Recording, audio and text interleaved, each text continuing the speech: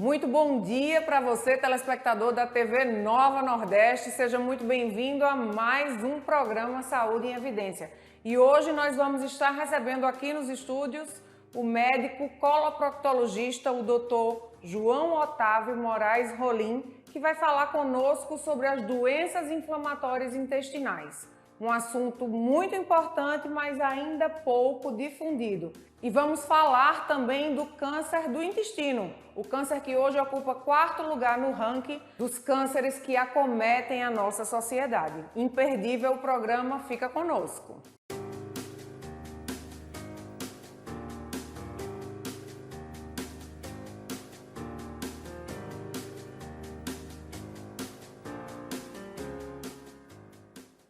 Muito bom dia para você, telespectador. Muito obrigada por abrir novamente, mais uma vez, as portas da sua casa para que eu e toda a equipe do programa Saúde em Evidência chegue até aí, até você com muita informação. No sábado de hoje, vocês vão entender um pouco mais sobre as doenças inflamatórias intestinais e para isso nós estamos aqui nos nossos estúdios com o doutor João Otávio Moraes Rolim, que é coloproctologista, que vai falar conosco sobre essas doenças inflamatórias intestinais e também sobre o câncer de intestino. Então fica conectado, passa aí, amanhã todinha junto com a gente, porque nós temos muitas informações importantes para você. Doutor João, seja muito bem-vindo a esta casa. Para nós é uma honra recebê-lo aqui. E já geramos essa expectativa no público da sua vinda aqui, porque tivemos com o Dr. Jarbas Maciel falando sobre alguns tipos de cânceres e o câncer de intestino foi falado e o seu nome foi citado, então seja muito bem-vindo. Gostaria de agradecer o convite, desejar um bom dia aos telespectadores. É uma honra estar aqui.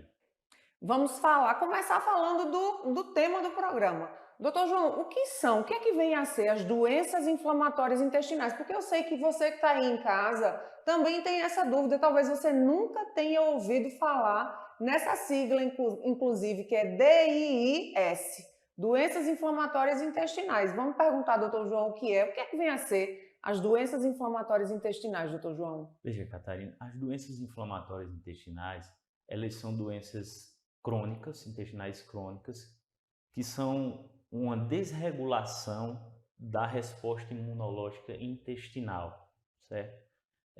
São doenças que podem se dividir em duas doenças, são a doença de Crohn e a retocolite ulcerativa, certo? São doenças que não têm cura, mas que têm um controle e que nos últimos anos, da década de 80 para cá, ela vem aumentando muito a sua incidência. Isso se deve a quê? Esse aumento desse número de casos? A gente vê que da década de 80 para cá, a gente vê uma mudança no estilo de vida, no hábito alimentar. Isso tem uma associação com o aumento da incidência dessas doenças inflamatórias intestinais. A sua patogênese, a sua causa não é bem definida, é uma doença autoimune, na qual o próprio corpo ele ataca o intestino, causando diversos sintomas, diversas complicações que afetam qualquer idade, certo? Não tem uma idade mais prevalente e também não tem um gênero, não afeta mais homem, mais mulher, ele é igual em ambos os Tem um sexos. fator genético ou não? É mais do estilo de vida? Ou tem o fator genético também? Existe um fator genético, estudos que mostram um fator genético entre 10 a 30% dos casos. Existe uma associação com a doença inflamatória intestinal, sim. Mas a maioria é então de estilo de vida? Exato, exatamente. Certo. Não tem idade, não tem prevalência em gênero. Exato. Então é uma doença que ela pode acontecer, são doenças que podem acontecer em qualquer tempo. Em qualquer tempo. E para qualquer sexo. Isso. E quanto mais cedo é diagnosticada essa doença, mais grave tende a ser. Por ser uma doença de curso longo, então quanto mais jovem se tem o diagnóstico da doença, mais grave tende a ser a doença. Então, ela funciona numa lógica meio que inversa à maioria das outras doenças, que se diagnosticada precocemente, a maioria das outras doenças, o diagnóstico precoce é bem bacana, mas as doenças inflamatórias intestinais, se o diagnóstico for mais cedo, isso quer dizer que ainda é mais grave? Exato. Porque como é uma doença que não tem cura, é uma doença de curso longo, então quanto mais cedo eu tiver a doença, mais cedo eu vou desenvolvendo sintomas ao longo dos anos, certo? Então, hoje em dia, a gente tem como manter a doença controlada. A gente coloca o que a gente chama a doença para dormir. A gente deixa ela em remissão, certo? Com medicações, em casos específicos, em alguns casos cirurgia, mas é uma doença que não tem cura. Ela tem um controle, um acompanhamento permanente com um médico, normalmente um coloproctologista, um gastroenterologista, um acompanhamento crônico. Para você que está aí em casa, eu sei que você tem essa curiosidade, né? Já ficou aí curioso. Doutor João, de uma forma simples, quais são os sintomas que quem está aí em casa pode identificar para ficar com aquela pulguinha atrás da orelha? Opa, doutor João falou nisso e pode sugerir, que não necessariamente seja, né, sem uma avaliação clínica, mas tem alguns sintomas que o nosso telespectador que está nos assistindo possa se identificar para chegar ao ponto de procurar um proctologista, um coloproctologista? Com certeza. A doença inflamatória intestinal, ela tende a cursar com dor abdominal, uma diarreia persistente, não é aquela diarreia aquosa, autolimitada, que com 5 dias a gente melhora, é aquela diarreia que dura 30 dias, associada a uma perda de peso, que muitas vezes vem com sangue, às vezes coágulos de sangue junto com a diarreia. A dor abdominal também persistente, cursa também com um quadro de anemia. A diarreia ela tende a ser mais frequente para o acometimento do intestino grosso, que é mais característico da retocolite, e a dor abdominal ela tende a ser mais característica da doença de Crohn, porque ela acomete o intestino delgado, certo? Então, uma patologia acomete o intestino grosso, outra o intestino delgado. Não, na verdade a doença de Crohn, ela tende a ser uma doença mais agressiva. Ela acomete desde a boca até o ânus. Ela pode acometer qualquer parte do trato gastrointestinal, certo? Certo. E acomete de que forma? Para quem está em casa ficar assim mais sintonizado, prestando atenção mais. Começa com uma gastrite, quando a gente começa pela boca, começa exatamente como? Na doença de Crohn, ela pode se manifestar de várias maneiras, certo? Ela pode se manifestar até mesmo com fístulas anais, fístulas enterocutâneas. A gente vê alguns casos de pacientes que foram operados de apendicite e no histopatológico, no resultado da biópsia, deu uma doença de Crohn. Então, é uma doença que ela pode se apresentar por múltiplas manifestações, certo? Já a retocolite é uma doença que acomete, o nome já diz, né? O reto e o cólon, certo? O intestino grosso. Então, ela cursa mais com a diarreia, em alguns casos, a dor abdominal, certo? E ambas essas doenças, que compõem a doença inflamatória intestinal, elas têm manifestações extraintestinais associadas. Elas podem ter manifestações articulares, o paciente pode ter dor nas articulações, pode desenvolver alterações oculares, pode desenvolver alterações na pele. Então, associada aos sintomas do trato gastrointestinal, a gente pode ter essas manifestações extraintestinais associadas, que nos ajudam no diagnóstico da doença. Era exatamente sobre o diagnóstico que eu iria lhe perguntar. É um diagnóstico complexo? Porque assim, uma pessoa que está sentindo dores articulares e procura os médicos dessa área. Então, daqui que vem se investigar para descobrir que é uma doença inflamatória intestinal que está repercutindo nas articulações, é um caminho que às vezes pode ser demorado para diagnosticar? Normalmente, os pacientes, na grande maioria das vezes, eles têm sintomas intestinais, que são mais prevalentes, e associado a esses sintomas intestinais, eles vão desenvolver sintomas extraintestinais. mas o que chama mais a atenção do paciente, o que lhe incomoda mais é a questão intestinal. Intestinal, certo? certo. Doutor João, a partir do diagnóstico, uma vez diagnosticado com doença de Crohn, vamos focar agora na doença intestinal de Crohn.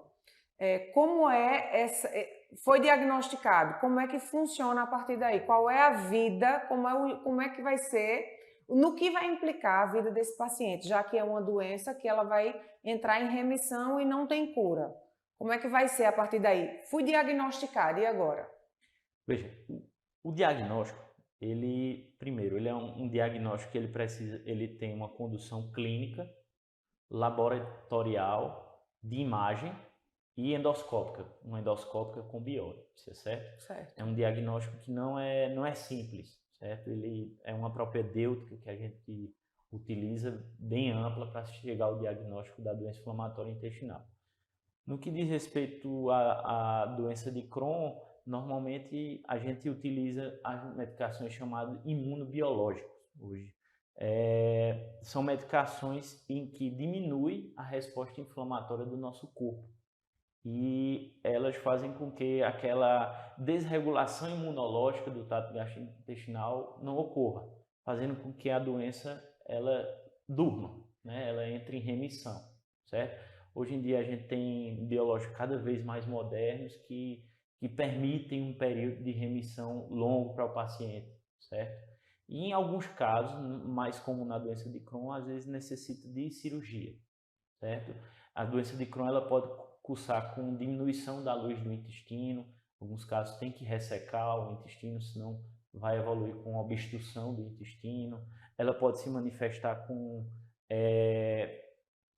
fístulas anais, que às vezes precisam ser operadas, certo? São é um tipo de doença orificial, a fístula anal. Na maioria das vezes são fístulas anais complexas.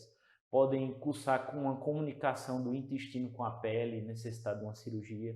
Então, a doença de Crohn ela tende a ser mais agressiva do que a retocolite, certo? Então, é um acompanhamento complexo. Por isso que muitas vezes precisa de um coloproctologista para manejar essa parte cirúrgica e, juntamente com o gastroenterologista, ver a parte clínica da doença. Então, fica aqui o lembrete, né? A importância de estar sempre fazendo as visitas periódicas ao seu médico e, principalmente, sobretudo, no caso de hoje, do nosso tema de hoje, se você tem algum desconforto abdominal, algum desconforto intestinal. Essas doenças elas vêm acompanhadas de dor, né, de um desconforto. E também um outro aspecto bem importante é a questão da diarreia. Diarreia não é normal, né? Diarreia é uma resposta do organismo a alguma coisa está acontecendo. É óbvio que se for por uma alimentação ou por uma infecção, ela tem um prazo curto, né? Como essa doença, as doenças inflamatórias do intestino, ela não tem uma faixa etária predominante, então em todo o tempo, uma diarreia que passe ali de 5 dias já é um ponto de observação para se procurar um profissional médico dessa área. Isso, normalmente uma diarreia contínua. Crônica. Eu passo 30 dias com diarreia que tomei probiótico, não passou e estou perdendo peso, essa diarreia vem com sangue, estou com uma cólica abdominal persistente. Em algum momento apresenta alguma questão purulenta, algum pus? Sim. Às vezes a diarreia ela cursa com sangue e muco. O muco é de aspecto purulento, principalmente quando tem um acometimento retal, né? A gente tem a retite, que a gente chama o proctite, ela pode cursar sim com muco, pus na evacuação, ou até mesmo sem uma evacuação por si. Só a saída de sangue e pus mesmo. Para esses e outros assuntos sobre as doenças inflamatórias intestinais, você fica conectado aqui com a gente, não muda de canal, que daqui a pouquinho a gente volta depois de um rápido intervalo. O Memorial Imagem está dentro do Hospital Memorial Arco Verde. o que lhe proporciona a segurança de um ambiente hospitalar, além de contar com vários serviços num só lugar: tomografia computadorizada, mamografia, ultrassonografia e raio-x. Os equipamentos possuem uma alta resolução e agora também com um novo tomógrafo de última geração e potência elevada. Tudo isso funciona 24 horas por dia, alinhado a uma equipe especializada, que oferece agilidade e confiança na execução dos resultados. O atendimento humanizado é um dos princípios norteadores para transmitir todo o respeito a quem mais importa: você, paciente. Memorial Imagem, qualidade que faz diferença na sua saúde.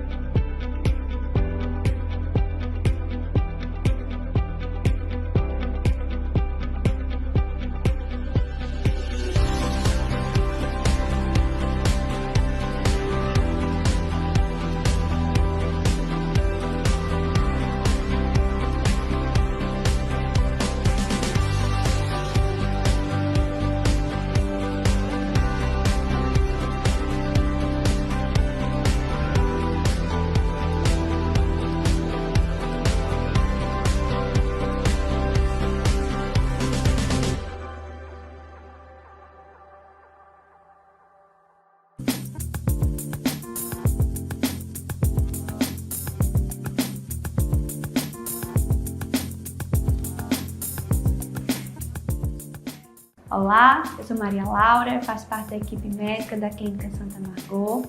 Quero dizer para vocês que estamos trazendo para Arco Verde um atendimento diferenciado. Vamos atender desde o bebezinho até o paciente idoso. Na Clínica Santa Margot, o nosso cliente encontrará num só lugar um atendimento médico, odontológico, exames complementares como eletrocardiograma, endoscopia, ultrassom, exames laboratoriais, e um outro benefício é o atendimento noturno, ou seja, o nosso paciente tem uma clínica para chamar de sua.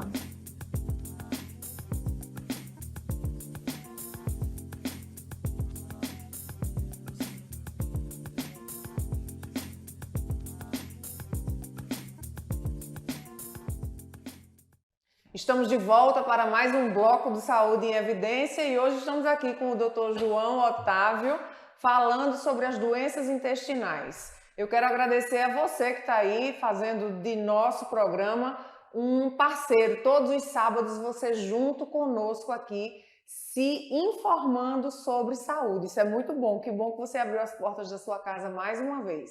Agradecer também aos nossos apoiadores. Faculdade de Medicina do Sertão, Clínica Santa Margot, Memorial Imagem, Líder Empresarial e Lojas LW. Doutor João, a gente encerrou o primeiro bloco falando sobre a doença de Crohn. Finalizamos o bloco falando exatamente sobre o diagnóstico e como se dá essa vida após o diagnóstico. Falamos sobre as cirurgias, enfim. E agora vamos falar, o senhor vai me ajudar, porque eu tentei, viu, minha gente? Eu tentei. O nome da outra doença intestinal. É a retocolite ulcerativa. Retocolite ulcerativa. Saiu, pronto. Retocolite ulcerativa. O que vem a ser a retocolite ulcerativa? Veja, a retocolite é uma doença inflamatória intestinal, né, que cursa com acometimento do reto e do colo, o nome já diz. Ela é menos complexa do que a de Crohn? Ela costuma ser menos complexa que a doença de Crohn. Porém, em alguns casos, ela pode ser grave. Ela pode evoluir para o que a gente chama de megacolon tóxico, que é uma inflamação acentuada do cólon e do reto, que às vezes a abordagem cirúrgica é a única alternativa na qual se faz necessário tirar todo o cólon e o reto de forma urgente. Certo. Mas isso é uma exceção nos casos de retocolite ulcerativa. A doença de Crohn ela tende a ser mais complexa a extensão de acometimento dela, ser da boca ao ânus, e ela se manifestar de várias formas. Certo. A retocolite, como se fica restrita mais ao o reto e o cólon, ela tende a ser mais tênue do que a doença de Crohn. Uma vez diagnosticado, como é a vida desse paciente a partir do diagnóstico? Veja, quem tem retocolite, normalmente ele depende do grau de acometimento, certo? Um dado interessante é que como é que a gente pode diferenciar o acometimento de uma retocolite no intestino grosso e no reto e de uma doença de Crohn no intestino grosso e no reto. Normalmente a retocolite ela tem um acometimento contínuo, ela vai do reto, pega a parte esquerda do intestino grosso e vai ganhando extensão, certo? Ela tem um acometimento contínuo. Já a doença de Crohn, ela tem um acometimento salteado. Sim. Ela pode acometer o reto e o início do cólon, o meio do cólon. Isso é uma característica marcante para a gente diferenciar no momento que realiza a colonoscopia, que é um dos exames para o diagnóstico, certo? Então, na doença de Crohn vai depender da extensão da doença. Se eu tenho só uma extensão, se ela só pega o reto, se ela pega pouca parte do intestino grosso, a gente vai utilizar tipos de anti-inflamatórios específicos. Num grau mais extenso, do que a gente chama pancolite, a gente também precisa fazer uso dos imunos biológicos, que são as mesmas medicações que são utilizadas para a doença de Crohn, e em alguns casos também se faz necessário cirurgia. Quais são os caminhos? O senhor falou aí na questão do exame, me lembra aqui, a colonoscopia. Para além da colonoscopia, quais são os outros recursos que vocês usam para fechar o diagnóstico? Veja, normalmente a gente utiliza, do ponto de vista laboratorial, normalmente um exame simples, um hemograma mostrando anemia, uma proteína C reativa, que é um marcador inflamatório que também está associado à doença, déficits de absorção vitamínicos, como uma vitamina B12 baixa, marcadores como a ferritina, que é um marcador inflamatório alto, certo? São algumas das características laboratoriais que fazem a gente pensar na doença inflamatória intestinal. Além deles, a gente tem a colonoscopia, né, com biópsia, que vai nos dar um norte na identificação de lesões, e a partir dela a biópsia para nos ajudar no diagnóstico. Tem um marcador fecal também muito importante, muito utilizado pelos especialistas, os próctos e os gastros, que é a calprotectina fecal. A calprotectina fecal é uma glicoproteína. Sim. Que é um marcador de atividade inflamatória do intestino grosso, que quando o intestino grosso está inflamado, ela tende a sair da mucosa para a luz intestinal e se apresentar aumentada no exame de fezes, certo? É um marcador muito importante, tanto para o diagnóstico quanto para o acompanhamento, assim como a colonoscopia. E aí é o exame de fezes? Exame de fezes. Certo. Então, os exames laboratoriais para verificar as vitaminas. Isso. Né? A gente vê marcadores inflamatórios, como anemia, né? A anemia, o PCR aumentado, uma ferritina aumentada. Se o paciente tem acometimento do ilho terminal, que é um segmento do intestino delgado, que absorve muitas vitaminas, então se eu tenho um acometimento de ilho terminal, a minha vitamina B12 pode estar deficiente, o ácido fólico pode estar deficiente. Então, são alguns sinais de que a gente está tendo um problema de absorção no intestino da gente e que aquela parte do intestino pode estar inflamada e por isso que a gente não está absorvendo determinadas vitaminas. Deixa eu fazer uma pergunta. Pacientes que fizeram, assim como eu, gastroplastia, lá muito distante, há muito tempo, que perdeu ali uma alça de um pedaço de intestino responsável por absorver essa demanda de nutrientes. Tem alguma relação? Esses pacientes, eles são mais propensos a desenvolver ou não tem nada a ver? Não, normalmente não existe essa correlação. O déficit vitamínico do paciente com uma cirurgia bariátrica normalmente é a ausência do segmento, né? Certo. Já na doença inflamatória ele tem um segmento, mas o segmento ele está inflamado, ele não exerce a sua função de absorção, né? Entendi. Está muito em alta também, doutor João. A gente percebe isso nesses podcasts, né? E a gente vai e tem até que ter cuidado com o que a gente se alimenta, né? Com o que a gente se alimenta de informação. Falando muito sobre intestino inflamado. Aí aquelas receitas, né, que o senhor já conhece e que abomina certamente. Chá para desinflamar o intestino, coma isso para desinflamar o intestino. Isso é mais mito, é mais verdade? Ou tem alguma coisa que a gente possa compartilhar cientificamente com o nosso público, com a nossa audiência, sobre alguns alimentos ou um estilo de vida saudável alimentar para que a gente possa estar desinflamando o intestino? É normal que o nosso intestino, em algum momento da vida, ele sofra alterações e fique sim com algum ponto de inflamação, mesmo que não seja, que não venha a ser uma doença inflamatória do intestino? Veja, quem tem doença inflamatória intestinal tem que ter um acompanhamento nutricional, certo? Então, vou dar exemplo, os alimentos condimentados, qualquer alimento que ele cause dano ao intestino, irritabilidade ao intestino, ele vai também gerar sintomas em quem tem doença inflamatória intestinal. Então, o acompanhamento do paciente com doença inflamatória intestinal é um acompanhamento multidisciplinar. Ele também necessita de um acompanhamento nutricional. Existe hoje nutricionistas que são voltadas para esse acompanhamento específico, que se especializam nessa parte de doença inflamatória intestinal, porque existem muitos alimentos, sim, que causam danos no intestino e que, para quem tem a doença, é mais danoso ainda, né? Eu sei que o tema da gente hoje é especificamente as doenças inflamatórias intestinais, mas, de uma forma geral, como médico do intestino, teria algo que eu, Catarina, ou você que está em casa, que a gente possa fazer pela saúde do nosso intestino? Algo assim. Eu sei que beber água é importante. Então, todo dia eu vou ali beber aquele mínimo de água. No mínimo, aquilo ali.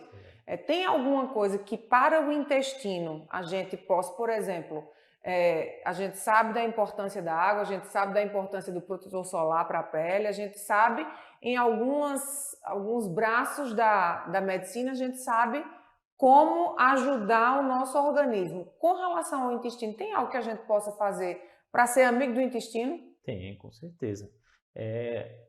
A alimentação é primordial, uma alimentação rica em fibra, alimentos ricos em fibras, uma alimentação que não tem um excesso de carne vermelha, né? Uma alimentação que a gente consuma bastante água, certo? Junto com a alimentação, a atividade física é muito importante para um bom funcionamento intestinal. Viralizou de um tempo para cá também, eu tenho certeza que você aí de casa vai se identificar com isso, probiótico. Virou meio que uma modinha o uso de probiótico. Até que ponto o uso de probiótico ele é cientificamente comprovado e a gente pode, deve sim ou não, é uma pergunta, fazer uso de probiótico? Não, os probióticos são excelentes arsenais terapêuticos que a gente utiliza, assim. Hoje a gente tem a chamada disbiose intestinal, certo? Que é uma desregulação da nossa flora intestinal, certo? A gente hoje tem muitos estudos voltados para a chamada microbiota fecal, certo? E o que é isso? A gente tem bactérias que são comuns aos nossos intestinos, certo? Então, o intestino grosso ele tem um conjunto de bactérias que é ali o habitat dele, essas bactérias elas têm que estar ali determinadas bactérias têm que estar ali para um bom funcionamento intestinal. Então, em algum momento a gente pode apresentar uma desbiose intestinal, a gente perder aquelas bactérias, a flora aumentar com outras bactérias que não são tão legais para o bom funcionamento intestinal. Então, o probiótico ele ajuda nesse sentido,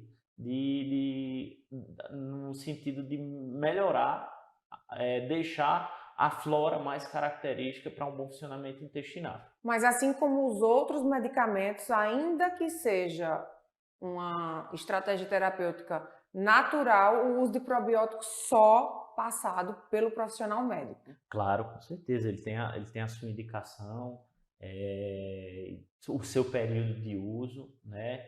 Então não é para ser utilizado de forma abusiva, né? A gente tem que ter uma orientação médica, até um diagnóstico que justifique o uso do probiótico, né? Então ficou claro para você aqui que os probióticos, apesar de serem naturais, de estratégia terapêutica natural, só com o consentimento do profissional médico, certo? Muita coisa hoje na internet, mas você precisa estar bem atento que aquilo que viraliza não necessariamente é a melhor estratégia para você. A melhor estratégia vai ser sempre conversar com o seu médico para que ele possa encaminhar você para o profissional adequado. Nós vamos para um rápido intervalo e daqui a pouquinho a gente continua com o Saúde em Evidência.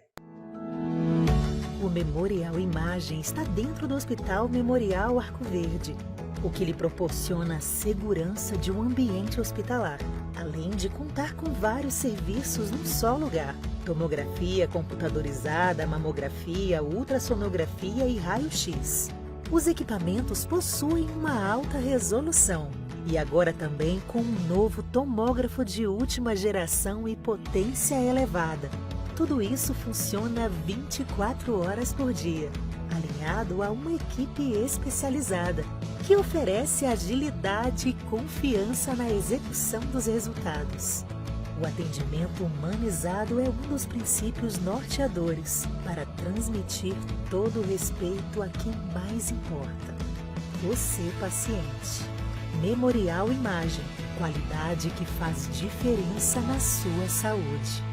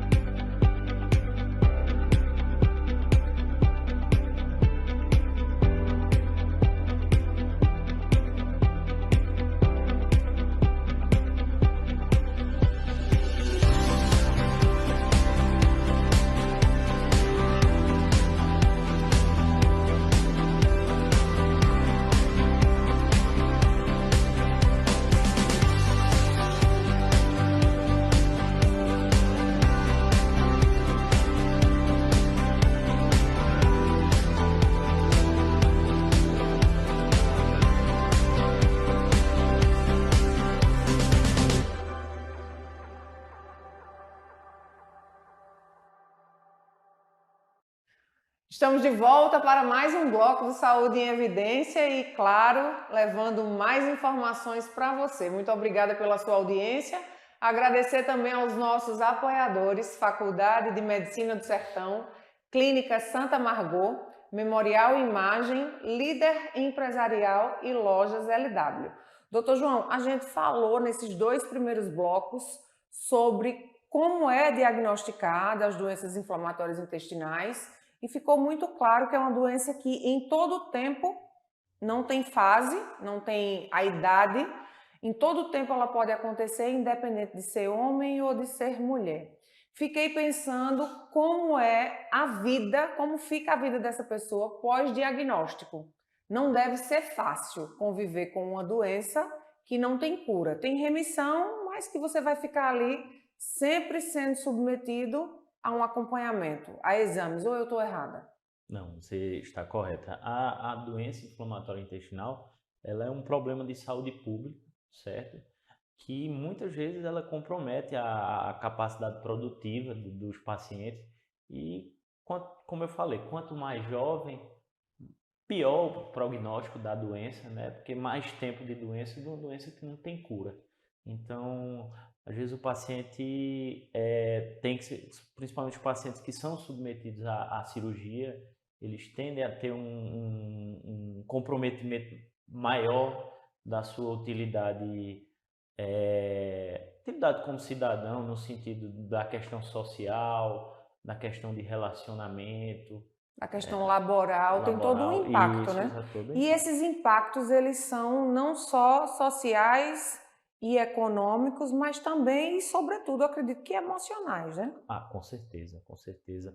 É, principalmente em pacientes jovens, né? É difícil uma aceitação. Você tá uma hora ou outra faltando à escola, ou faltando à faculdade porque está doente, está internado, às vezes tem que ser operado, então precisa de um afastamento. Isso compromete, né, o desenvolvimento do indivíduo, né, na sua vida social. Então, é uma doença bem preocupante do ponto de vista de saúde pública.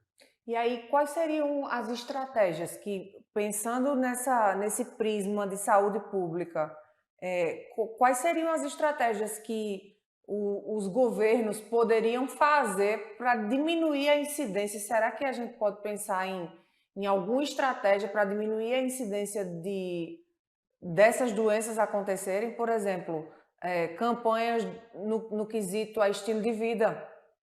Porque se é uma doença que ela advém, sobretudo, de um estilo de vida com relação à alimentação, se é uma doença que ela tem sim lá até 30% de percentual de fator genético, mas o restante, os 70%, é das escolhas que eu faço, será que a nível governamental, de políticas públicas, será que estamos já fazendo o que precisa ser feito ou ainda estamos muito aquém dessa conscientização? Veja, é um pouco complicado no sentido que a gente tem uma doença, que é uma doença autoimune, né? Que a gente não tem uma causa específica, ela é uma causa multifatorial, né? Então, eu acho que o mais importante é o alerta dos sintomas para que a população procure ajuda para se obter um diagnóstico. E acho também que essa questão da modificação do estilo de vida, do estilo de vida mais saudável, contribua para evitar essa doença. Mas a gente está diante de uma doença de acometimento multifatorial que até a própria fisiopatologia ainda não é bem esclarecida. Tem um fator genético, mas não tão claro.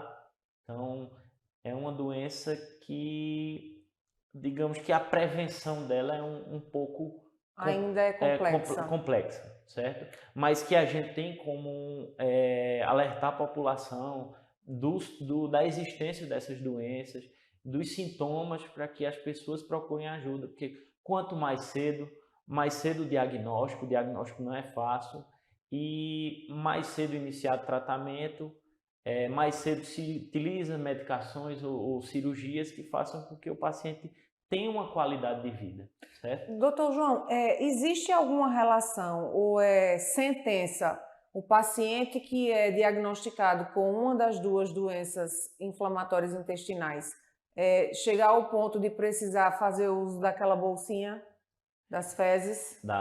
Você diz a colostomia. A colostomia, exatamente. Sim, é uma coisa que pode acontecer e vez ou outra, sim, acontece. Na doença de Crohn é comum, às vezes, o paciente necessitar de uma ileostomia. Na retocolite, o paciente pode ter que fazer aquela cirurgia que eu falei, fazer uma proctocolectomia total e ficar com a ileostomia, que é um outro tipo de ostomia, né? Num português simples, ele está dizendo que tem paciente que vai chegar ao ponto de necessariamente precisar retirar totalmente o intestino e depender para sempre desse recurso externo. Isso, em alguns casos... Ele falou muito bonito, não foi, minha gente? Falou bem técnico e a gente vai puxar agora para a real. Certo. Sim, tem alguns casos em que o paciente fica com a bolsinha de forma temporária, às vezes está numa situação em que a doença não responde aos medicamentos, não tem uma melhora clínica, laboratorial, endoscópica, e às vezes precisa ficar por um tempo com a bolsinha, né? E posteriormente, depois de uma melhora clínica, pode-se tentar retirar, e em alguns casos tem que ficar com a bolsinha definitiva, certo? Vai depender do grau da doença, de como o paciente está evoluindo. Doutor João, tem alguma correlação entre as doenças inflamatórias intestinais e o câncer de intestino? Em algum momento tem um ponto de encontro? Sim, sim. Existe a doença inflamatória intestinal é um fator de risco para o câncer coloretal, certo? O que é preconizado hoje é que após 8 anos da doença inflamatória intestinal, o paciente fique em acompanhamento em colonoscópio para rastreio de câncer coloretal, certo? Existe, antes dos 8 anos, a colonoscopia para acompanhamento da doença inflamatória intestinal. Mas após os 8 anos de diagnóstico, existe um aumento muito grande de risco para o câncer coloretal, principalmente naquelas doenças mais extensas, certo? O que é que acontece? É uma inflamação crônica. Então, na medida que a doença ela vai inflamando aquele segmento do intestino, ela vai formando displasia intestinal e em algum momento pode predispor o câncer coloretal. Como a gente estava falando aqui, né? Se é uma doença que ela está muito ligada, as doenças inflamatórias intestinais estão muito ligadas ao estilo de vida que a gente leva, às escolhas que a gente faz, sobretudo com relação à alimentação, pensar nessa congruência, né? Nesse ponto de interseção com o câncer é de uma forma que a gente dá uma sacudida assim, de pensar que algo que já não é simples, uma doença inflamatória intestinal, pode vir ainda a ficar mais complexo com uma recorrência dessa doença que pode até chegar num câncer, não é isso? Doutor João, quando a gente pensa hoje no câncer do intestino, o câncer do intestino já esteve no ranking, já mais embaixo, parece agora que ele voltou, né, para o topo. Tá ali com quem? Com o câncer de mama, com o câncer de próstata.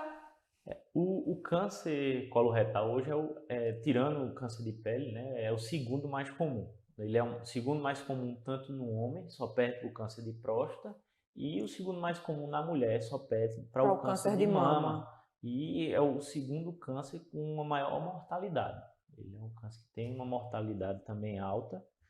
E a gente também tem ainda digamos, um déficit no diagnóstico precoce, porque é um câncer que ele tem um valor no seu rastreamento, ele impede o surgimento do câncer, certo? Uma colonoscopia com a identificação de uma lesão pré-maligna e retirada na colonoscopia, ela evita o surgimento de um câncer, certo? A partir de que idade a gente deve começar, por exemplo, a fazer esse exame? O que a gente preconiza hoje é que os pacientes que a gente chama de risco habitual, certo? Que são os pacientes que não têm história familiar, certo? É que a gente inicia a colonoscopia a partir dos 45 a 50 anos de idade. Até uns 3 anos atrás era fechado os 50 anos de idade.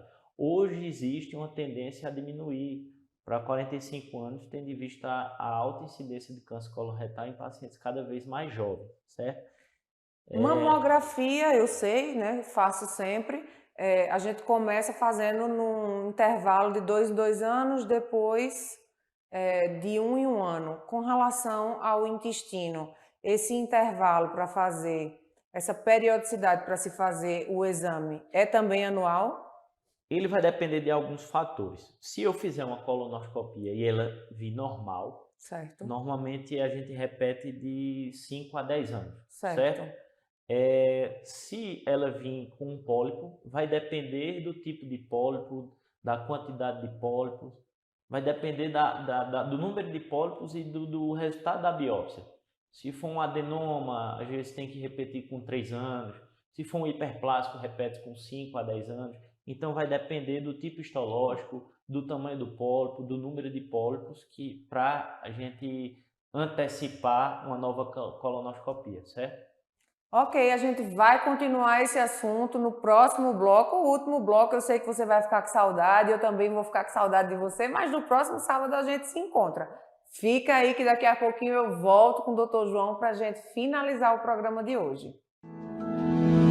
O Memorial Imagem está dentro do Hospital Memorial Arco Verde, o que lhe proporciona a segurança de um ambiente hospitalar, além de contar com vários serviços num só lugar: tomografia computadorizada, mamografia, ultrassonografia e raio-x. Os equipamentos possuem uma alta resolução e agora também com um novo tomógrafo de última geração e potência elevada. Tudo isso funciona 24 horas por dia, alinhado a uma equipe especializada, que oferece agilidade e confiança na execução dos resultados.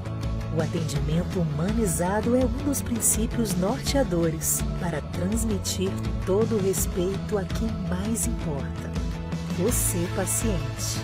Memorial Imagem, qualidade que faz diferença na sua saúde.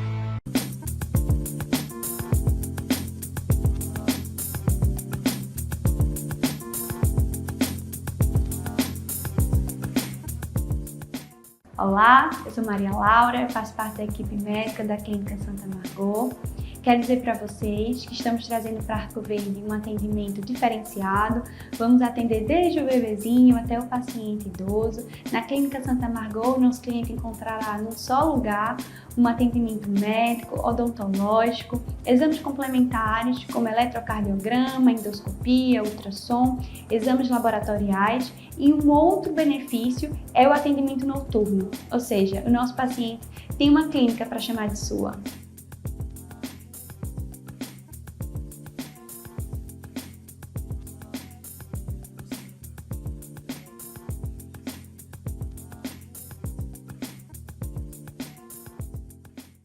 Estamos de volta para o último bloco deste sábado do programa Saúde em Evidência. Agradecer a você por essa audiência maravilhosa, a sua fidelidade de todo sábado às 10 horas da manhã se encontrar comigo. Quero agradecer também aos nossos apoiadores: Faculdade de Medicina do Sertão, Memorial Imagem, Clínica Santa Margot, Líder Empresarial e Lojas LW. Doutor João, no último bloco a gente falou sobre o tempo de fazer o exame, né? O intervalo para se fazer esse exame. E o senhor deixou bem claro que, em não encontrando nada demais, esse intervalo ele pode ser de 5 a 10 anos. Então fica aqui o meu convite, a minha convocação para você. Na verdade, não é um convite não, é maior, é uma convocação. Para você que tem mais de 45 anos, o doutor João já disse que é um fator pontual. Tem 45 anos, independente de ser homem ou de ser mulher, independente de apresentar algum, como é que eu posso dizer? Algum sintoma, fazer essa visita ao coloproctologista para estar fazendo o exame, a colonoscopia, né? Porque esse intervalo fica aí bem confortável até para a gente saber que, diferente da mamografia, que é de 2 anos ou 1 ano, a gente vai ter esse intervalo aí, se não encontrado nada, um intervalo de 5 a 10 anos para repetir o exame. Então, tem 45 anos, já procura essa especialidade médica para estar fazendo esse exame, para ter essa tranquilidade, porque não é simples esse diagnóstico, não é simples conviver com esse diagnóstico, mas é preciso sim falar. Doutor João, câncer de mama, quando a gente pensa em câncer de mama, e eu estou falando de câncer de mama, lógico, por ser mulher, a gente sempre entende que eu preciso observar na minha família, na minha árvore genealógica, se as mulheres da minha família, sobretudo as de primeiro grau, ascendência ou descendência, desenvolveram em algum momento da vida o câncer de mama. Para o intestino, essa observação também é pertinente? É a mesma lógica ou não? Isso, é pertinente sim. A gente falou no bloco anterior a questão do rastreamento para pessoas que a gente considera com risco habitual, que não tem história familiar. Mas existe o rastreamento para pessoas que têm a história familiar. Quem são essas pessoas? são pessoas que têm um parente de primeiro grau que tenha tido câncer coloretal ou tenha tido um pólipo avançado. Pólipo avançado são algumas características histológicas e tamanhos de pólipos que predispõem a uma maior chance de câncer coloretal, com menos de 50 anos de idade, certo? Então, se eu tenho um parente de primeiro grau com câncer coloretal ou um pólipo avançado com menos de 50 anos de idade, ou então eu tenho 2 parentes do primeiro grau ou do segundo grau, certo? Com câncer coloretal ou pólipo avançado, independente da idade, esses pacientes eles iniciam rastreio em algumas situações antes, certo? Na verdade, se eu vou dar um exemplo aqui, Sim. se eu tiver um tio com câncer coloretal com 50 anos, certo? Então a gente vai começar 10 anos antes o caso índice. Certo. Então eu vou fazer minha primeira colono com 40 anos em vez de 45 anos. Perfeito. O que for primeiro, certo? Se eu tiver um tio que teve câncer coloretal com 60 anos, eu não vou começar com 50, eu vou começar com os 45 que são preconizados. Então a gente sempre começa 10 anos antes o caso índice, certo? E também esses pacientes eles tendem a repetir a colono mais precoce, com os 5 anos mesmo, em vez dos 5 a 10 anos, certo? Então eles tendem a repetir mais precocemente o exame. Certo. Uma vez diagnosticado câncer do intestino, quais são as estratégias terapêuticas que vocês dispõem hoje? Lembrando, o câncer coloretal, se ele diagnosticado precocemente, certo? Que na maioria das vezes, quando está precoce, o paciente não tem sintomas, certo? É um achado. É silencioso. Silencioso. Mais uma coisa para a gente reforçar, né, doutor? Isso. A importância dessa visita no médico e, sobretudo, de fazer o exame. Isso. Ele, se diagnosticado precocemente, ele tem 90% de chance de cura, certo? Então, quando a gente dá um diagnóstico do câncer, a gente tem que fazer um estadiamento. O que é o estadiamento? A gente tem que ver o grau de avanço do câncer, certo? Para definir o tratamento, certo? A localização também é importante. E se ele está localizado apenas no intestino, se ele já não foi para outros órgãos. Os 2 órgãos mais comuns de acometimento de metástase são o fígado e o pulmão, certo? Então a gente tem que fazer, além da colonoscopia, um diagnóstico, muitas vezes tem que fazer uma tomografia de abdômen, uma tomografia de tórax, e vai depender também da localização. Se for um câncer de intestino, na grande maioria, às vezes opera para depois, a depender do resultado da biópsia da peça cirúrgica, fazer uma quimioterapia, se for um de intestino grosso. Se for um câncer de reto, um reto lá embaixo, que a gente chama de reto baixo, reto médio, muitas vezes a gente tem que fazer uma quimio e radioterapia e depois a possibilidade de uma cirurgia. Então vai depender muito da questão da localização, do grau de acometimento, se está acometendo só o intestino, se está já com acometimento dos outros órgãos. Então é uma investigação ampla a ser feita para se definir o tratamento para aquela situação. O câncer de intestino, ele é um câncer que ele tem característica recidiva ou uma vez tratado dá para dar uma tranquilizada ou não? Não, ele tem característica de ter recidiva, certo? Como a grande maioria dos cânceres tem. Então, principalmente nos 3 primeiros anos, após um tratamento de câncer, a gente tende a fazer um rastreamento mais incisivo, mais próximo, certo? Com exames mais precoces entre um intervalo e outro. Passado 3 anos, a gente vai espaçando e a gente considera, né, nos cânceres no geral, a cura após 5 anos. Aí vai aumentando o intervalo de acompanhamento. Todo câncer de intestino, ele leva à cirurgia ou não? Tem aquele câncer de intestino que a pessoa vai conviver com ele e não necessariamente vai operar? Veja, o câncer, hoje a gente tem o câncer de reto, o que a gente chama o reto baixo, o reto médio. Existe uma forma de fazer quimio-radioterapia que às vezes ela tem uma resposta completa, certo? é um tema um pouco específico, a gente chama essa forma de tratamento watch and wait, que é olhar para ver, que foi algo que foi descoberta por uma cirurgiã brasileira, que é a Angelita Gama, uma cirurgiã, talvez a cirurgiã brasileira mais famosa do nosso país, uma das cirurgiãs mais famosas do mundo. Ela criou essa forma de tratamento, em que o paciente às vezes faz quimio e radioterapia e existe uma resposta completa, que o paciente fica só no acompanhamento para a questão de recidiva ou não. Mas, tirando essa situação, na grande maioria dos casos, se faz necessário tratamento cirúrgico, sim. Infelizmente, nosso tempo está encerrando e eu quero agradecer, doutor João, a sua participação aqui e dizer que as portas da TV estão sempre abertas para a gente estar conversando sobre temas como esse que são tão relevantes para os nossos telespectadores. Doutor João, esse é um momento em que a gente costuma deixar o profissional bem à vontade para tecer as considerações finais e também para sinalizar para o nosso público como as pessoas encontram você, seja aqui, seja em Serra Talhada, onde mais você atender, olha para aquela câmera agora e fica à vontade. Muito obrigada mais uma vez por estar aqui conosco hoje. Eu gostaria de agradecer ao programa a oportunidade de falar dois temas tão relevantes, certo?